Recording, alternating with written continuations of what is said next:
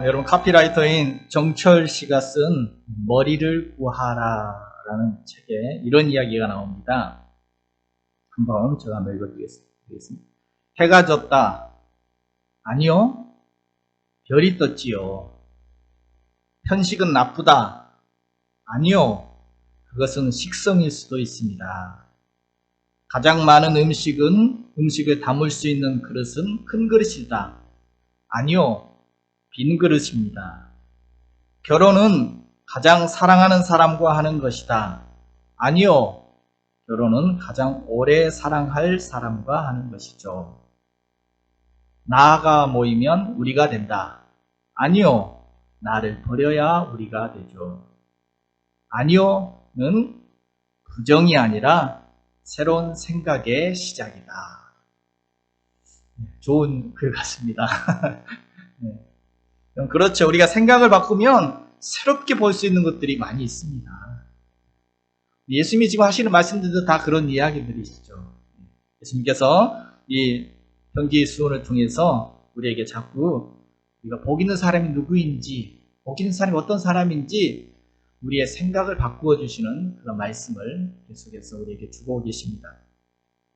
지난주에는 예수님께서 어떤 사람이 복이 있다고 하셨습니까? 가난한 자가 복이 있다. 그런 말씀을 해주셨습니다. 어떤 복이 있다고요? 하나님의 나라, 천국이 그들의 것이다. 그리고 또 그들을 하나님께서 배부르게 해주실 것이다. 그래서 복이 있다는 말씀을 해주셨습니다. 자, 오늘은 이어서 주님이 또 누구에게, 어떤 사람에게 복이 있다라고 말씀하십니까? 이 또한 우리의 생각을 바꿔주십니다. 주님 뭐라고 하십니까? 21절 하반절에 보면 지금 우는 자는 복이 있나니 너희가 웃을 것이며. 지금 울고 있는, 지금 울고 있는 그 사람들이 지금 복이 있다라고 말씀해 주십니다. 자, 여기서 우는 자라는 이 성경의 헬라 원어를 보니까 클라이오라는 단어가 쓰였습니다. 여러분, 성경에 슬픔이라는 단어가 9가지 정도 나오는데, 헬라어로 9가지 정도 나오는데, 그 중에서도 이 클라이오라는 단어는 가장 큰 슬픔을 이야기합니다. 보통 슬픔이 아닙니다. 크게 울부짖다, 애통하다, 몹시 슬퍼하다. 이런 큰 슬픔을 표현할 때 이 단어를 사용합니다. 다시 말하면 오늘 예수님께서 누가 복이 있다는 것입니까? 아주 큰 슬픔을 당해서 통곡하며 애통하며 울고 있는 사람이 복이 있다. 그렇게 말씀하고 있습니다. 참 이해가 좀 어렵죠. 여러분, 우는 거, 눈물. 여러분, 우는 게 나쁜 건가요? 그럼 눈물은 좋은 건가요? 나쁜 건가요? 눈물.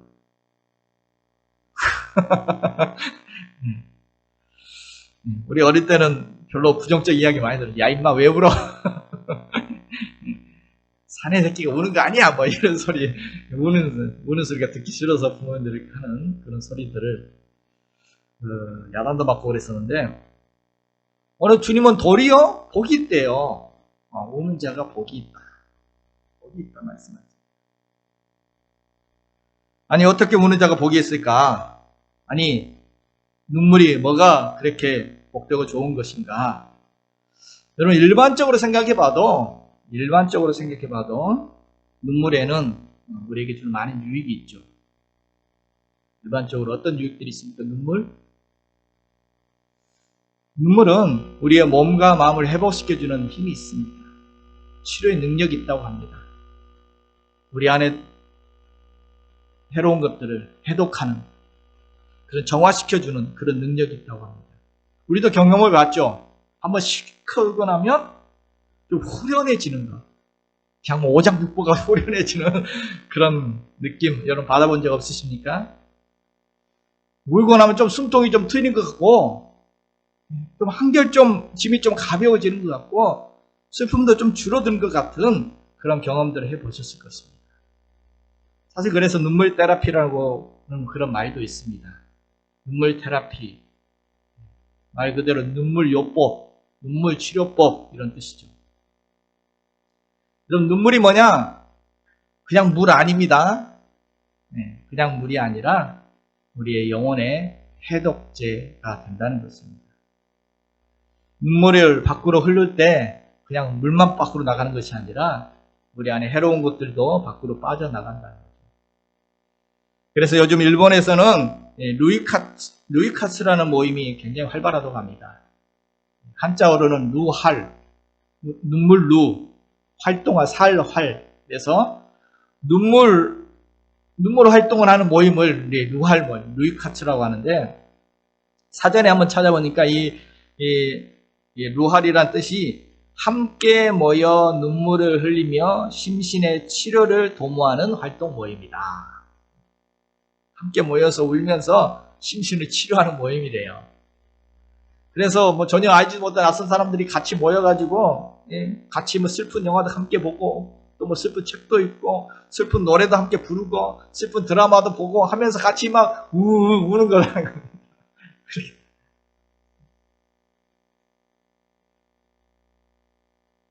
그렇게 슬리컷 울고 나면 뭐 스트레스가 좀 그렇게 슬쩍 울면서 스트레스를 푸는 그런 모임이라는 거죠. 처음에는 여성들이 많이 모였는데 요즘은 남성들이 거의 반 가까이 이렇게 모이고 있다고 합니다. 이렇게라도 마음에 쌓인 좀 스트레스 풀려고 하는 참 현실의 모습들이 참 씁쓸하기도 하죠. 근데 그 모임들에 대해서 일본의 눈물 치료 전문가들은 이렇게 그 효과를 극대화하기 위해서는 세 가지 조언을 해준다고 했습니다. 첫 번째는 그냥 눈물이 아니라 나를 이해해 줄 수 있는 사람 앞에서 울어라. 그래야 효과가 있다.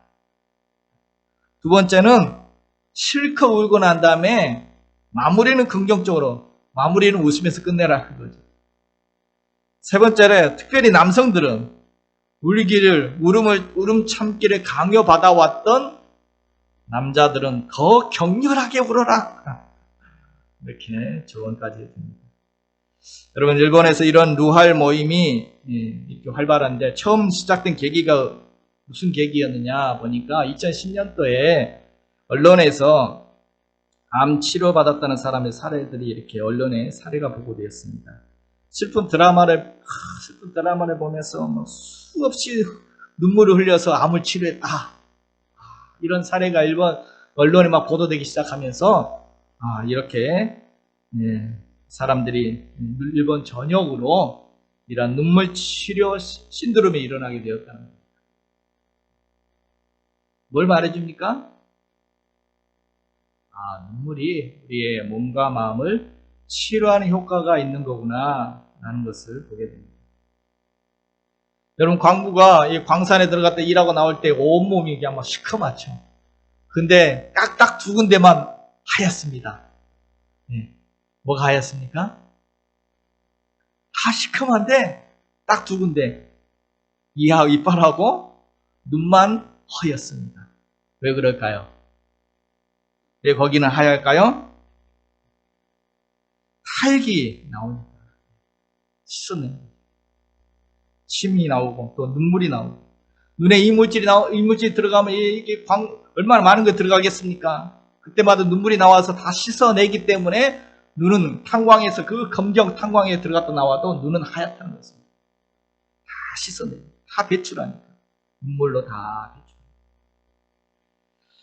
여러분, 눈물은 이와 같이 우리의 몸과 마음을 정화시켜주고 독소를 빼내는 그런 해독제 역할입니다. 또 우리의 몸을 치료해주는, 우리의 마음을 치료해주는 그런 치료 효과도 있다는 것입니다. 그런가 하면 일반적으로 또 눈물은 소통의 능력이 있습니다.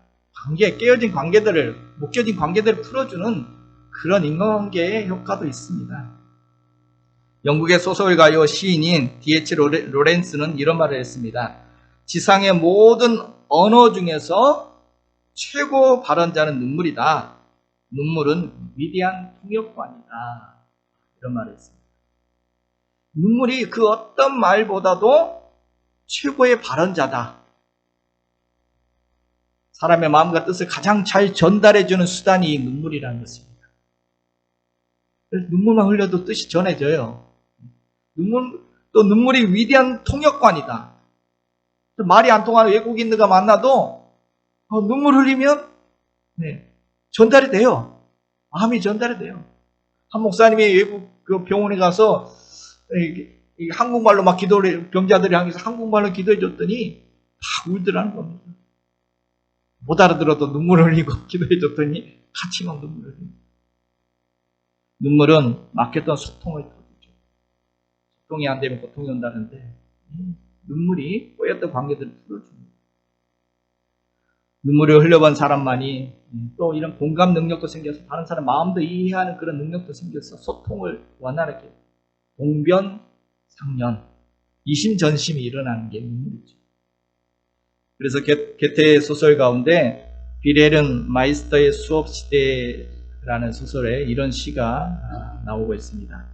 눈물 젖은 빵을 먹어본 적이 없는 자, 슬픈 밤을 단 한 번이라도 침상에서 울며 지새운 적이 없는 자는, 자, 그는 당신을 알지 못하고니 하늘의 본능이에요. 눈물을 흘려본 사람만이 알 수 있다는 거죠. 인생도 알 수 있고 다른 사람의 그 슬픔과 그 마음도 더 알 수 있고 하나님도 더 잘 알 수 있고, 눈물을 흘려본 사람만이 이런 공감할 수 있는, 더 잘 공감할 수 있고 그렇다는 거죠. 여러분 어떠세요? 눈물 젖은 빵을 먹어보셨나요? 없어서 못 먹습니까? 그래서 전도서 7장에 보면 지혜로운 사람의 마음은 초상집에 있고 우매한 자의 마음은 혼인집에 있다. 잔치집에 가는 것보다 초상집에 가는 것이 더 낫다. 라고, 초상집에 가는 것이 더 많은 것들을 얻고 그게 지혜로운 것이다. 여러분, 눈물은 꼭 나쁜 것이 아니라 오늘 주님이 말씀하신 것처럼 복이 될 수도 있다는 것입니다. 일반적으로 생각해 봤을 때도 이러한 눈물은 우리의 몸과 마음을 치료해주고 또 관계를 회복시켜주는 이런 소통의 능력들이 눈물 안에 있다는 거죠. 꼭 나쁜 것만은 아니라는 것입니다. 자, 그런데 오늘 예수 그리스도를 믿는 오늘 신앙인들인 오늘 우리에게는 눈물이 이 정도 복이 아닙니다. 이 정도 복을 오늘 말씀하신 것이 아닙니다. 주님은 오늘 우는 자에게 어떤 복이 있다라고 말씀하십니까? 세상 사람들은 알지 못하는 복이 우리에게 있습니다. 어떤 복이요? 마태복음에 보면 예수님께서 산상수훈을 하시면서 팔복을 이야기하면서 이 눈물 흘린 자, 애통하는 자가 어떤 복이 있다라고 이야기하셨습니까? 마태복음 5장 4절 같이 보겠습니다. 애통하는 자는 복이 있나니 그들이 위로를 받을 것이며. 아멘. 애통하는 자, 우는 자가 복이 있다고. 어떤 복이 있다고요? 어떤 복이 있습니까? 위로를 받는다고 하십니다. 누구에게 위로를 받는다는 것입니까? 하나님의 위로를 받는 그런 복이 있다라고 말씀해 주신 것입니다. 여러분, 하나님은 위로의 하나님이십니다. 위로의 하나님이십니다. 여러분, 아이가 울면 엄마의 마음은 막 긍휼이 오르죠. 끌어오르죠. 아이가 막 울고 있으면 엄마의 마음에는 긍휼이 끌어올라서, 그래서 아이에게 달려가서 품에 안게 됩니다. 아이의 울음에 엄마는 아이의 울음에 약합니다. 여러분, 하나님도 그러하시다는 것입니다. 그래서 성경에 하나님은 긍휼의 하나님이십니다. 긍휼이 풍성하신 하나님, 눈물에 약하신 하나님. 하나님은 오늘 우리의 눈물의 기도 절대 외면하지 않으시는 그런 하나님이십니다. 그래서 안아주시고 달래주시고 위로해 주시는 하나님이십니다. 애통하는 자는 복이 있나니 그들이 위로를 받을 것이다. 여기서 이 위로라는 단어가 헬라어로 보면 파라칼레오라는 단어인데, 파라라는 말은 곁에, 옆에, 칼레오, 부르다, 합성어입니다. 위로, 카라팔레오, 옆으로 하나님 옆으로 부른다는 것입니다. 울고 있으면 하나님이 우리를 옆으로 끌어들이신다는 것입니다. 옆으로 부르신다는, 이리 와라고 부르신 이게 파라칼레오입니다. 마치 아이가 울고 있으면 엄마가 품으로 아는 것처럼 하나님께서 오늘 우리를 그렇게 하나님 품으로 우리를 위로해 주신다. 끌어당기시고 품어주신다. 그래서 유진 피터슨이 쓴 메시지 성경에 보면 마태복음 5장 4절 이 부분을 메시지 성경에서는 이렇게 풀어서 이야기하고 있습니다. 가장 소중한 것을 잃었다고 느끼는 너희는 복이 있다. 그때야 너희는 가장 소중한 분의 품에 안길 수 있다. 이렇게 풀어서 하나님의 위로를 메시 성경에서는 뭐라고 표현하고 있습니까? 가장 소중한 분의 품에 안기는 것이 위로다라고. 소중한 것을 잃어서 정말 애통하고 있는 자를 하나님은 그 품으로 안아서 위로해 주신다는 거죠. 여러분, 우리가 종종 경험하는 것들이 그렇죠. 큰 슬픔을 당하신 분을 우리가 찾아갔을 때 종종 큰 슬픔을 당하신 분을, 그래서 막 애통하고 울고 있는 분을, 그렇게 힘들어하는 분을 우리가 만났을 때 무슨 말로 표현하기를 무슨 말로 위로해야 될지 모르겠습니다. 그때 어떻게 해요? 무슨 말로, 어떤 말로도 위로할 수 없을 때 그때 어떻게 하느냐? 그냥 가서 그냥 안아. 말없이 그냥 안아줍니다. 한마디 말도 안 했지만 안아주는 것만으로도 위로가 됩니다. 같이 그 따뜻한 품을 느끼면서 같이 흐느껴 울면서 그렇게 위로를 받습니다. 오늘 위로의 하나님께서도 우리가 애통하고 아파하고 힘들어할 때 바로 그 곁으로 끌어당기셔서 그 품으로 꼭 안아주신다는 것입니다. 슬픔의 크기가 크면 클수록 비례해서 더 꽉 안아주시고 더 길게 안아주실 것입니다. 저도 제 인생 가운데 눈물 흘린 적들이 인생 가운데 있었는데, 저도 생각해보면 가장 눈물을 많이 쏟았던 그때 경험한 하나님이 어떤 하나님이셨는가. 눈물로 기도하고 있을 때 하나님은 저의 등 뒤에서 아무 말 없이 그냥 안아주시는 그런 하나님의 따뜻한 품을 느꼈습니다. 그 위로는 저의 평생에 잊을 수 없는 위로였고, 지금도 어떤 슬픔을 당한다 할지라도 그 위로를 생각하면 다 이겨낼 수 있는 그런 위로였습니다. 말없이 그 품 안에서 그냥 실컷 울었습니다. 여러분, 위로란 단어가 헬라어로 파라칼레오, 옆으로 보다. 이 파라칼레오가 위로하다라는 뜻인데, 이 단어의 명사형이 바로 파라클레토스입니다. 여러분 혹시 들어보셨나요?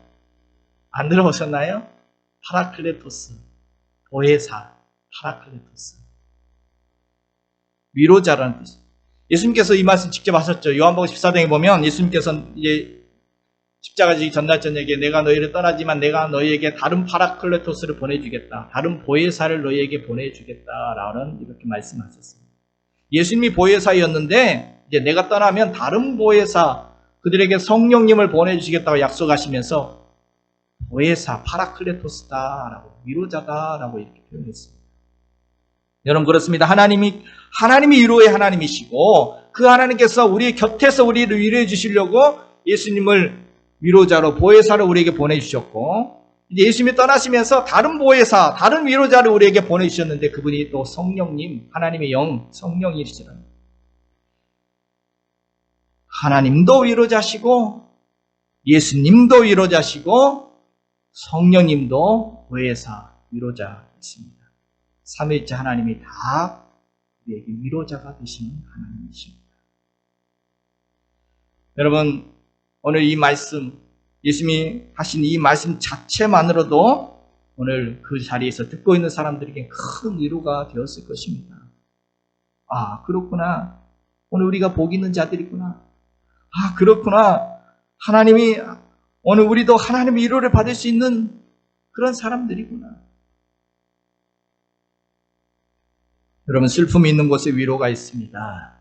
애통이 있는 곳에, 눈물이 있는 곳에 하나님의 위로가 있습니다. 이사야 40장에 위로하라, 내 백성을 위로하라, 하나님 말씀하십니다. 계시록 7장에 보면 하나님께서 그들의 눈에서 모든 눈물을 씻어 주실 것입니다.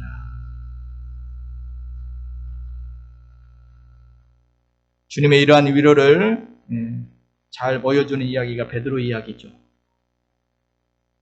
그럼 베드로, 예수님이 제자였던 베드로가 통곡하며 운 적이 있었습니다.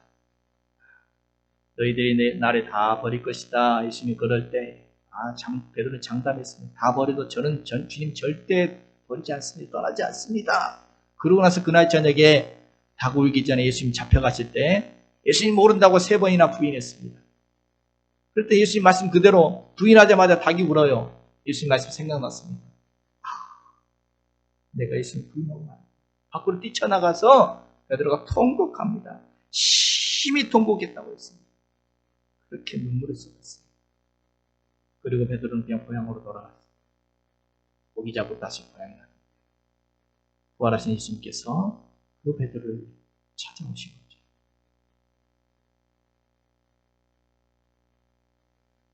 부활하신 예수님이 찾아와 그를 위로해 주셨습니다. 다시 그 떠났던 제자를 다시 끌어들이신 거죠. 그 품으로 다시 끌어당기셨습니다.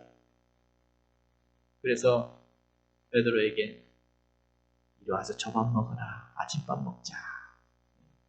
숯불 피워놓고 밥 지어놓고 생선 구워놓고 밤새 그물질이나 배고프지 이리 와서 밥 먹자라고 그 아침에 불러주셔서 그 진짜 눈물 섞인 빵을 먹으며 베드로는 그날 아침 예수님께 주님 제가 주님 사랑합니다 라고 3번을 고백하고 그 마음이 회복되고 다시 일어나 주님의 제자의 길을 갈 수가 있게 되었습니다. 이게 주님의 위로죠. 애통하는 자가 복이 있다는 말씀하신 그 이유, 왜 복이 있느냐? 바로 하나님의 위로를 받을 수 있기 때문에 복이 있는 줄로 믿습니다. 하나님의 애통하는 자의 편에 계십니다. 옆으로 끌어당겨서 애통하는 자 가까이 계십니다. 애통하는 자를 안아주십니다. 그 아픔을 함께 아파해 주시고 그 눈물에 함께 눈물을 흘려주시는 참된 위로자이신 줄로 믿습니다. 또 오늘 주님은 우는 자에게 어떤 복이 있다, 어떤 복이 있다, 왜 복이 있다라고 하십니까? 오늘 보면 21절 하반절을 보면 지금 우는 자는 복이 있나니 너희가 웃을 것이니요. 아멘. 다시 웃게 하신다. 지금 우는 자에게 어떤 복이 있다? 너희가 웃을 것입니다. 웃게 될 것이다. 지금 우는 자, 지금은 울고 있지만 이제 미래형을 말씀하시고 웃게 될 것이다. 지금은 울고 있지만 여러분 지금 울고 있는 자에게 하나님은 지금 오늘 위로해 주시고 그리고 내일 다시 웃게 하신다는 것입니다. 그렇습니다. 하나님은 우는 자를 그냥 위로만 하고 끝내시는 분이 아니십니다.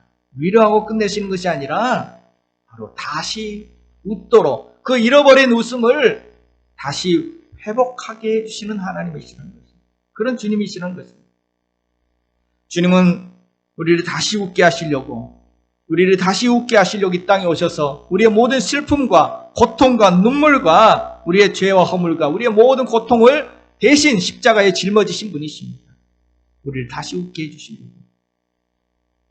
하나님은 우리가 울고 있을 때 우리에게 찾아오셔서 위로할 뿐만 아니라 우리를 눈물을 짓게 하는 그 삶의 문제를 해결해 주심으로 다시 웃게 하실 수 있는 그런 분이십니다. 기쁨을 능히 회복시켜 주실 수 있는 분이신 줄로 믿습니다. 죄 때문에 울고 있으면, 죄 때문에 해고의 눈물을 흘리고 있으면 용서의 감격과 기쁨을 회복해 주시고, 삶의 문제 때문에 근심, 걱정, 슬퍼하고 있으면 그 문제를 해결해 하심으로 기쁨을 경험하게 하시고, 눈물로 기도하고 있으면 응답의 기쁨으로 응답의 기쁨을 맛보게 하여 주신다는 거예요. 그럼 부모는 자녀가 눈물 흘리는 거 좋아하겠습니까? 웃는 거 좋아하겠습니까? 당연한 질문을 하나님 아버지께서도 우리가 슬퍼하기보다 항상 기뻐하며 하나님 안에서 천국을 누리며 행복하게 살기를 원하신다는 것입니다. 데살로니가전서 5장 보면 항상 기뻐하라. 항상 기뻐하라. 이것이 그리스도 예수 안에서 너희를 향한 하나님의 뜻이다. 하나님이 원하시는 것이다.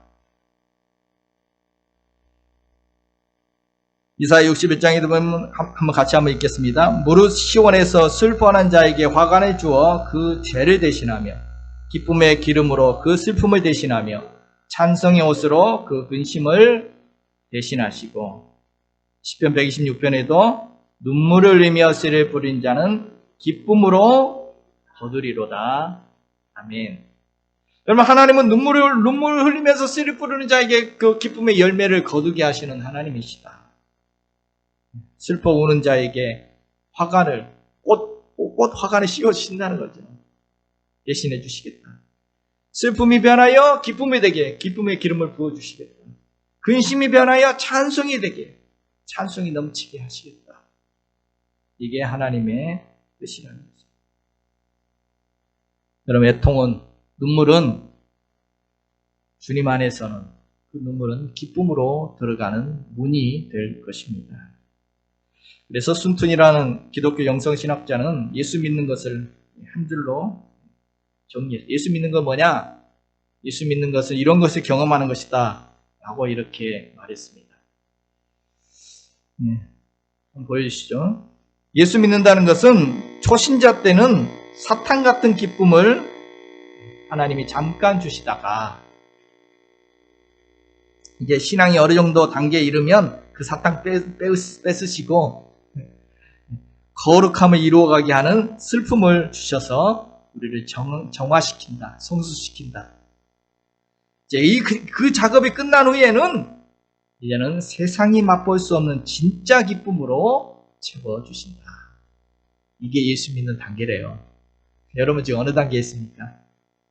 아직도 저 슬픔의 정화 단계, 거룩함을 만들어가는 그런 슬픔의 단계에 있습니까? 이제 곧 세상이 맛볼 수 없는 진짜 기쁨이 무엇인지를 경험하게 될 줄로 믿습니다. 여러분, 주님은 우는 자를 곁에 두시고 위로만 하실 뿐만 아니라 그 울음의 원인을 해결하시며 다시 웃게 하실 줄로 믿습니다. 이것이 오늘 예수 믿는 오늘 우리에게 복이 되는 줄로 믿습니다. 그러므로 우는 자가 복이 있으므로 우리는 어떻게 해야 되겠습니까?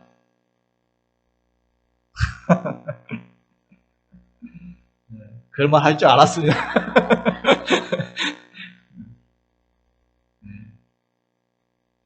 많은 목사님들이 이 팔복 설교를 하시면서 애통하는 자의 복에 대한 설교를 하시면서 공통적으로 하는 말이 그 말이에요.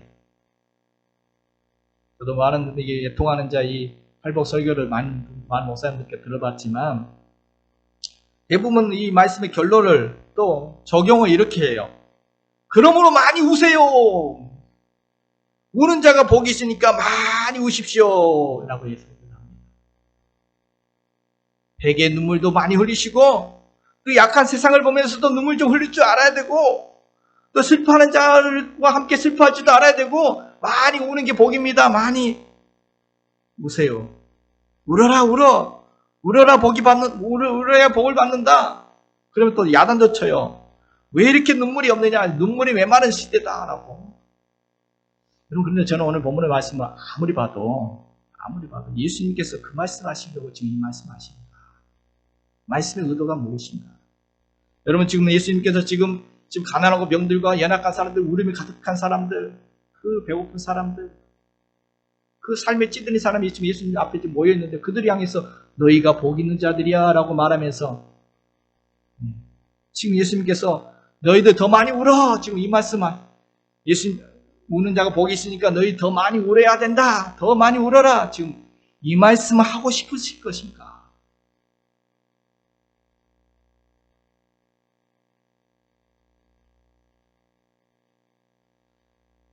지금 우는 자가 복이 있으니 그러므로 많이 울어라. 많이 울어서 복 많이 받아라.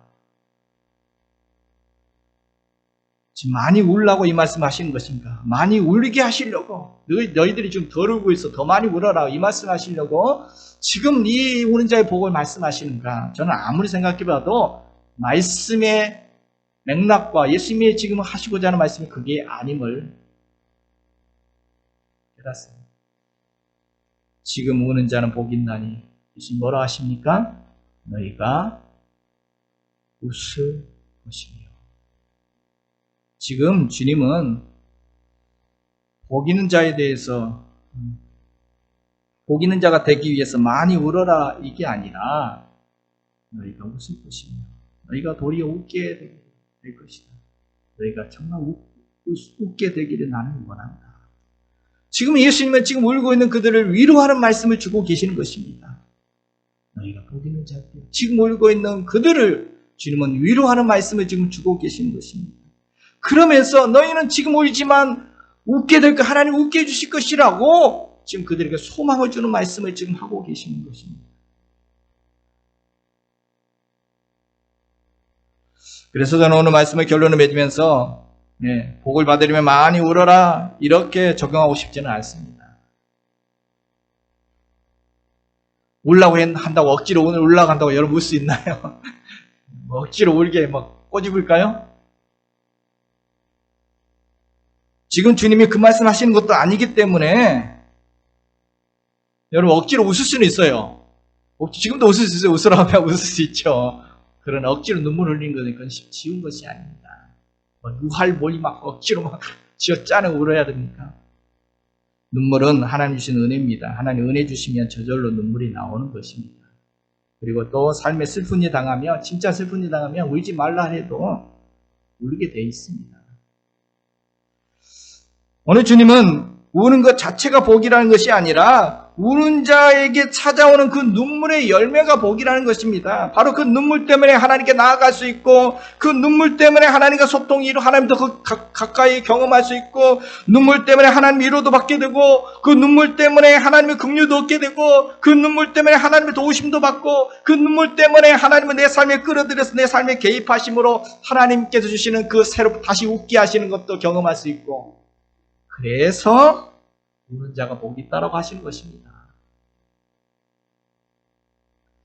그래서 오늘 저는 말씀을 마치며 오늘 예수님이 주시는 이 말씀을 오늘 우리의 삶에 두 가지를 좀 적용했으면 좋겠습니다. 예수님이 하신 의도를 좀 생각해 보면서 먼저는 울고 싶으면 참지 말고 우십시오. 우는 게 부끄러운 게 아니라 나쁜 게 아닙니다. 예수님은 복이 있다는 말씀하시죠. 울고 싶을 때 참지 말고 억지로 울으라는 게 아닙니다. 울고 싶을 때는 어렸을 때 울지 마 뚝뚝뚝 끊죠. 남자는 우는 게 아니야. 하루에 평소에 3번만 운대요. 아이고 큰일 나. 지금 한번 울어버렸는데 지금 이제 2번밖에 안 남았어. 막 그렇게 외로워도 슬퍼도 나는 안 울어. 참고 또 참지 울긴 왜 울어. 막 캔디 노래 부르면서 울지 말자. 우는 거 나쁜 거야. 참고 또 다짐. 아닙니다. 슬프면 우십시오. 그냥 우십시오. 억지로 울 필요는 없지만 울고 싶을 때는 참지 말고 우십시오. 그럼 장례식장에 가면 이런 분들 있죠. 권사님 뭘 울어? 집사님 천국 갔는데 왜 울어? 이런 분들이 계시죠. 왜 말리시죠? 울어야죠. 천국 간 건 천국 간 거고 사랑하는 가족을 이제는 더 이상 이 세상에서 얼굴을 볼 수 없다는 그 헤어짐의 슬픔이 있는 거죠. 그게 정직한 감정이죠. 이 주님은 여러분 예수님을 잘 믿는다는 것은 우리가 신앙이 성숙하고 우리가 영적으로 건강하다는 것은 감정 표현도 정직할 수 있어야 합니다. 바리새인처럼 그렇게 외식하는 것이 아니라 피리 부르고 기뻐하는 자에게 함께 기뻐할 수 있고 우는 자와 함께 울어줄 수 있고 정말 울어야 할 때는 울고 정말 때로는 화내야 할 때는 화도 좀 낼 수 있고 이게 정직한 거죠.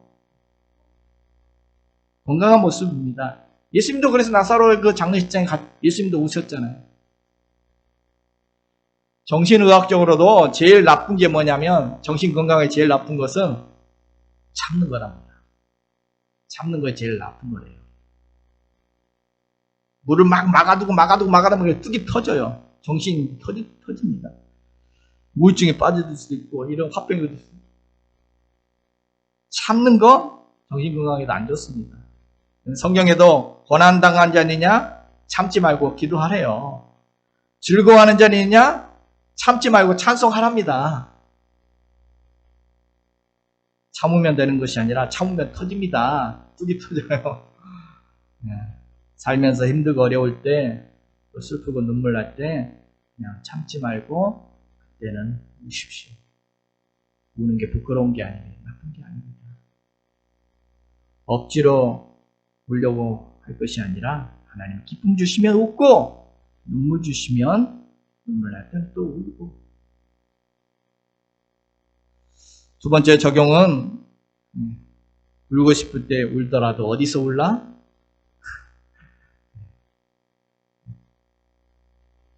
혼자 우는 게 복이 아닙니다. 혼자 울고 있는 게 복이 아니라 또 사람 앞에서 우는 것 조금은 도움이 되지만 그렇게 큰 도움은 되지는 않습니다. 어디서 울라? 나를 잘 이해할 수 있는 사람 앞에 울라 그랬죠. 나를 가장 잘 이해하시는, 나를 가장 잘 위로해 주시는 하나님 앞에서 우는 게 그게 복입니다. 그럴 때 참된 위로를 받을 수 있고 참된 도움을 얻고 다시 웃게 해 주실 것입니다. 탈무드에 이런 말이 있습니다. 천국 문은 기도에 대해서는 혹 닫혀 있을 수 있어도 눈물에 대해서는 활짝 열려 있다. 여러분, 하나님은 눈물에 대해서는 항상 문을 활짝 열고 계십니다. 결코 우리의 눈물을 외면치 않으시는 하나님이신 줄로 믿습니다. 여러분, 눈물은 초대장입니다. 초대장. 여러분, 초대장 주셨나? 오라고 초대장 주셨나? 눈물은 초대장입니다. 먼저는 하나님이 우리에게 주신 초대장입니다. 눈물을 날 때, 아, 하나님이 나를 초대하고 있구나. 나를 좀 하나님께서 부르시고 계시구나. 이렇게 아시면 됩니다. 눈물은 뭐라고요? 하나님의 초대장이다. 하나님 앞에 나와서 울라고 하나님이 나를 지금 부르시고 계시는구나. 아, 하나님의 초대장이다. 그러면 복이 될 것입니다. 두 번째는 우리가 하나님을 초대하는 초대장이기도 합니다. 눈물을 보시고 하나님 우리가 오시거든요. 눈물을 보시고 아, 나를 부르는구나 라고 하나님께서 우리에게 오십니다. 눈물은 우리가 하나님께 보내는 초대장이기도 하고 하나님이 우리를 부르시는 초대장이기도 합니다. 여러분, 너무 슬퍼서 기도도 안 나온다면 어떻게 하면 됩니까? 그냥 울면 됩니다. 기도 안 나오는데 막 억지로 기도하려고 하지 않으세요. 하나님 앞에서 울면, 하나님 앞에서 혼자 스스로 우는 것이 아니라 하나님 앞에서 우는 겁니다. 아이의 울음소리 듣고 엄마가 달려오듯이 우리의 울음소리에 하나님은 우리에게 찾아오실 것입니다. 나의 눈물을 주의 병에 담으소서. 마일리지 쌓이듯이 우리의 눈물은 하나님의 병에 차곡차곡 쌓이고 저축되어지고 하나님께 상달되어지고 하나님의 응답이 있을 것입니다. 성경의 하나님의 사람들 많이 울었죠. 다윗도 하나님 앞에서 참 많이 울었죠. 여러분 시편 보시면 탄식시가 얼마나 많습니까? 시편 6편에 보면 내가 탄식함으로 피곤하여 밤마다 눈물로 내 침상을 띄우며 내 요를 적었다. 침상을 둥둥 띄웠대. 침대가 둥둥 뜨도록 그렇게 울었대요. 히스기야 왕도 죽을 병이 들었을 때 너 죽는다. 이사야 선지자가 와서 너 당신 죽습니다. 왕이여 정리하십시오 했을 때 그 말 듣고 나서 벽을 향하여 앉아서 하나님께 울었습니다. 여러분 벽을 향해서 앉아서 운다는 게 무슨 말입니까? 다른 거 바라보지 않고 하나님과 독대한다는 것입니다. 하나님 얼굴 구합니다. 하나님만을 사모합니다. 하나님과 독대하면서 하나님께 기도했더니 하나님 앞에 그렇게 울며 기도했더니 열왕기하 20장 5절에 보면 하나님께 이렇게 응답해 주셨죠. 내가 내 기도를 들었고 내 눈물을 보았노라. 하나님이 그 히스기야의 눈물을 보시고 그의 생명을 15년을 연장시켜 주셨습니다. 눈물의 선지자라고 하는 선지자도 있죠. 예레미야, 눈물의 선지자. 그 당시 이스라엘 민족이 그 나라가 패망 앞에 놓였을 때 나라가 망하는 상황 속에서 나라와 민족을 품고 그는 하나님 앞에서 그렇게 울었습니다. 그래서 성경의 책 중에서 예레미야의 애가 아예 눈물의 책입니다. 그렇게 나라와 민족을 위해서도 눈물을 흘렸습니다. 사도 바울도 자기 민족 이스라엘 민족이 구원받기 위해 눈물을 흘렸고 그가 세웠던 교회와 성도들의 소식을 들을 때마다 그는 하나님 앞에 눈물을 쏟았습니다. 성도 여러분, 슬픔이 올 때 그냥 그 슬픔 그냥 낭비하지 마시고 그 슬픔을 가지고 하나님께 가져가 보십시오. 우리가 그 슬픔이 복된 슬픔이 될 것입니다. 오늘 이 이야기를 예수님께서 하시는 것입니다. 우리 믿음의 선배들 참 눈물 많이 흘렸죠. 힘든 시절, 정말 그 힘든 시절을 보냈던 우리의 믿음의 선배들은 참 눈물의 기도를 많이 드렸습니다. 아시지요, 아시지요, 아시지요, 주님. 참 눈물의 기도 많이 드렸죠. 아무도 몰라주고 남편도 몰라주고 다 내 마음, 시어머니도 몰라주고 다 내 마음 몰라주는데 주님 아시지요? 주님 앞에 나와 그렇게 눈물로 그 아픔과 슬픔을, 그 억울함과 그 서름을, 그 한을, 그 걱정과 근심과 그 쌓였던 모든 것들을 눈물로 하나님 앞에 쏟아부었습니다. 그리고 나선 툴툴 털고 또 힘얻어서 다시 평안과 기쁨을 얻고 다시 힘얻어서 삶의 자리로 나아갔습니다. 이것이 나의 간증이다라고 고백합니다. 여러분 기억하십시오. 힘들고 아프고 눈물 날 때 나 스스로 해결하려고 하는 것은 그것이 복이 아닙니다. 무엇이 복인가? 하나님 앞에 오는 것이 복입니다. 하나님 앞에 나아가서 눈물을 흘릴 때 하나님의 위로가 있고 참된 하늘의 기쁨을 얻게 되는 그런 복을 누리게 될 줄로 믿습니다. 그러므로 25년 동안 인도의 선교사로 사역했던 동양선교 회장이었던 웨슬리 듀엘은 이렇게 시를 썼습니다. 열정적인 지도라는 책에 이런 시를 썼습니다. 나에게 눈물을 주옵소서. 사랑의 주님이시여, 내가 기도하옵나니 내게 눈물을 주옵소서. 내가 중보할 때 눈물을 주옵소서. 매일같이 하나님 보좌, 당신의 보좌에 무릎 꿇을 때 눈물을 주옵소서. 하나님 앞에 흘리는 눈물이 복이 됨을 알기에 눈물을 달라라고 그렇게 기도했습니다. 여러분, 애통하는 자는 복이 있습니다. 그들이 위로를 받을 것입니다. 지금 우는 자는 복이 있습니다. 그들이 다시 웃게 될 것입니다. 힘들고 슬프고 울고 싶을 때 참지 말고 주님 앞에 나아가 울므로 참된 위로와 기쁨을 누리는 그런 복 있는 자들이, 그런 복 있는 삶을 살아가시길 주님의 이름으로 축복해 드립니다.